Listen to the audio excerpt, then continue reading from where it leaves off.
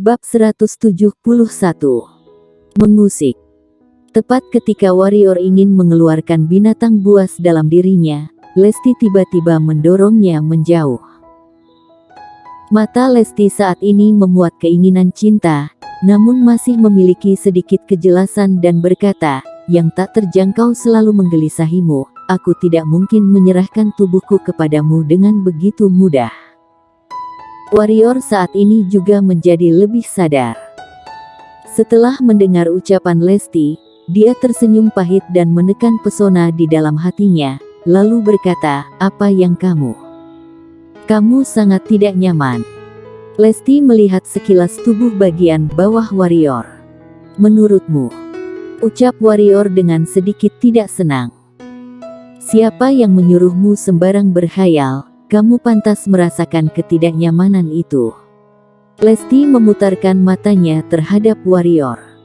Kamu yang menggodaku, baik. Jika kamu tidak sembarang berkhayal terhadap aku, bisakah aku membuatmu tergoda? Warrior, mari bicarakan hal serius.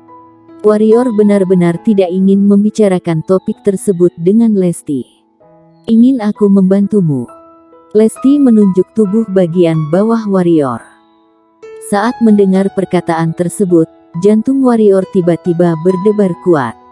Ketika dia hendak mengatakan mau, Lesti berkata lagi, aku bercanda, mari kita bicarakan hal serius.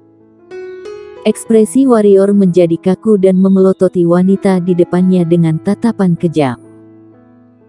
Jika Bona merupakan seorang gadis penyihir kecil, maka wanita di depannya itu tidak diragukan lagi adalah seorang gadis penyihir besar, bahkan merupakan gadis penyihir besar yang khusus mempermainkan lelaki. Hari ini, kamu menyinggung saudaraku yang kedua itu, betul? Lesti benar-benar mulai membicarakan hal serius. Mendengar ucapan tersebut, warrior mengangguk dan berkata, pangeran kedua itu adalah pangeran yang mengancam kamu dengan mempergunakan ibumu. Lesti mengangguk dan berkata, keponakanku yang satu ini sangat egois. Kamu mempermalukannya di depan publik hari ini, dia pasti tidak akan melepaskanmu. Tentu saja, dia tidak mungkin bertindak dengan cara terang. Bagaimanapun, gurumu merupakan Sandi. Dia sekarang hanyalah seorang pangeran, bukan penguasa dari kekaisaran Qin. Dia akan menggunakan cara licik. Tanya warrior.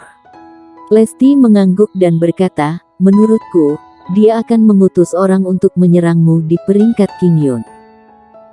Jika kamu meninggal pada peringkat Qingyun, gurumu Sandi juga hanya bisa menerima kesialan tersebut. Berbicara sampai di sini, Lesti berhenti sejenak, lalu tersenyum dan berkata, jika dia menyerang kamu pada peringkat Qingyun, kamu sama sekali tidak perlu merasa khawatir dan takut. Mengapa? Warrior tidak mengerti. Bodoh. Lesti memutarkan bola matanya dan berkata, apakah kamu tahu bagaimana jenis pertandingan di dalam peringkat Qingyun? Tidak tahu. Warrior dengan jujur menggelengkan kepalanya. Meskipun dia datang mengikuti peringkat Qingyun dan pernah mendengarnya sebelumnya, namun dia benar-benar tidak mengetahui bagaimana cara bertanding dari beberapa jenius yang mengikuti peringkat Qingyun tersebut. Jumlah jenius yang datang mengikuti peringkat Qingyun tidak terhitung. Ingin memilih 30 orang yang paling jenius di antara orang-orang yang tak terhitung jumlahnya ini, jika menggunakan jenis pertandingan dengan satu persatu babak, bukankah itu harus bertanding hingga tahun depan? Lesti perlahan berkata, pertandingan peringkat Qingyun dibagi menjadi dua babak. Babak pertama adalah mencuci pasir di dalam ombak besar. Sederhananya, yaitu menghilangkan orang yang tidak berkemampuan cukup dan ingin menjadi terkenal. Warrior menatap Lesti dan memberi isyarat kepadanya untuk melanjutkan. Bukan hanya kita pendekar hitam yang mengikuti peringkat Qingyun, monster hitam juga akan mengikutinya. Terdapat sebuah pegunungan yang berjarak 5.000 mil dari bagian selatan pegunungan puluhan ribu. Pegunungan tersebut bernama Pegunungan Qingyun, yang membentang ribuan mil. Di dalam pegunungan ini, terdapat keluarga harimau bertaring tajam yang sangat ganas dari pegunungan puluhan ribu. Babak pertama peringkat Qingyun, anggota 6 kekuasaan besar akan mengirimkan semua pendekar hitam yang mengikuti peringkat Qingyun ke pegunungan tersebut dan hanya dengan keluar dari pegunungan tersebut dalam waktu yang ditentukan, dapat lanjut mengikuti pertandingan babak kedua. Lesti perlahan berkata, "Di pegunungan puluhan ribu." Mata warrior berkilai. Jika di tempat lain, mungkin akan ada sedikit kesulitan, namun terdapat si kecil di pegunungan puluhan ribu, monster hitam pegunungan puluhan ribu yang manakah yang memiliki keberanian mengganggunya? Bukankah ini setara dengan melakukan kecurangan? Lesti menatap warrior dan berkata, "Kamu jangan lengah, harimau bertarung tajam di pegunungan Qingyun itu bukanlah makhluk yang sederhana. Harimau bertaring tajam itu setidaknya juga berada pada level pemenang. Selain harimau bertaring tajam, kerajaan monster hitam juga akan mengirimkan monster hitam elit dari ras lainnya ke pegunungan Qingyun tersebut. Tentu saja, monster hitam level pemenang seharusnya tidak menjadi ancaman bagimu. Namun, ancaman terbesar dari pegunungan Qingyun ini bukanlah monster hitam, melainkan manusia. Manusia." Warrior mengerutkan keningnya dan berkata, "Mengapa? Orang-orang yang memasuki pegunungan Qingyun bukan hanya harus keluar dari pegunungan Qingyun saja, kalian memiliki misi yaitu setiap orang perlu memburu jumlah pil monster. Jika jumlahnya tidak cukup, tetap dihitung gagal meskipun keluar dalam keadaan hidup. Begitu juga dengan monster hitam, mereka juga memiliki misi. Misi monster hitam adalah memburu jumlah pendekar hitam manusia. Mengatakan bahwa manusia merupakan yang paling bahaya karena ketika kamu sedang bertarung dengan Raja Monster, manusia pendekar hitam yang selalu berada diam-diam di belakangnya untuk mencelakakan orang." Ucap Lesti. Memang benar. Warrior setuju dengan perkataannya. Meskipun monster hitam berkemampuan kuat, namun tidak seperti manusia yang memiliki begitu banyak skema berbahaya. Lesti mengatakan bahwa manusia yang paling berbahaya memang masuk akal. Terkhusus sekte pedang dan sekte hantu. Lesti melanjutkan, "Setiap kali peringkat Qingyun, murid sekte pedang dan sekte hantu akan mati atau terluka lebih dari 90% dan kebanyakan dari orang-orang ini bukan mati di tangan monster hitam, melainkan mati di tangan kedua belah pihak. Selain sekte pedang dan sekte hantu, kekuasaan dan keluarga lain yang memiliki dendam juga akan saling membunuh di pegunungan Qingyun tersebut. Singkatnya, pegunungan Qingyun setara dengan sebuah tempat penyelesaian dendam." Ucap Lesti. "Apakah aku dapat membunuh murid Istana Bunga pada pegunungan Qingyun?" tanya warrior. Jika dapat membunuh beberapa murid Istana Bunga di pegunungan Qingyun, dia sangat bersedia. Lesti menggelengkan kepala dan berkata, "Lebih baik jangan. Kamu harus mengetahui bahwa ibumu masih berada di dalam Istana Bunga. Mungkin mereka tidak dapat melawan kamu, namun untuk melawan ibumu merupakan hal yang sangat mudah. Tentu saja, jika kamu dapat melakukannya tanpa diketahui siapapun, maka itu merupakan cerita yang berbeda. Hanya saja, aku menyarankan untuk jangan mengambil resiko.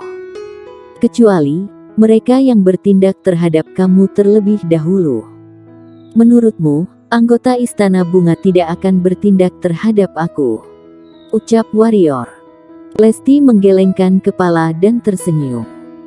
Bukankah peringkat Qingyun ini merupakan kesempatan terbaik untuk membunuh warrior? Bagaimana mungkin Istana Bunga tidak bertindak terhadapnya? Apakah kamu yakin dapat melawan Yulia dari Istana Bunga tersebut? Lesti berkata, dia merupakan peringkat pertama dari peringkat murid bagian luar Istana Bunga dan dikatakan bahwa dia memiliki perangkat dao sesat. Meskipun tidak memiliki perangkat dao sesat, namun seharusnya juga memiliki senjata hitam level bumi atau bahkan senjata hitam level langit. Kamu jangan tidak berhasil membunuh orang malah menjadi dibunuh orang. Aku tidak terlalu yakin jika di tempat yang lain, namun di pegunungan puluhan ribu. Warrior tersenyum dan berkata, di pegunungan puluhan ribu, aku memiliki keyakinan di atas 70%. Jika bertarung secara adil dengan Yulia, dia tetap tidak memiliki keyakinan dapat membunuhnya meskipun menggunakan niat pedang. Namun di pegunungan puluhan ribu, dia memiliki si kecil dengan 2 ekor raja serigala hantu. 2 ekor monster hitam level pemenang bersama dia, ditambah dengan metode serangan aneh dari si kecil, dapat dibandingkan dengan petarung alam spiritual, meskipun lebih kurang adalah bertarung mati-matian.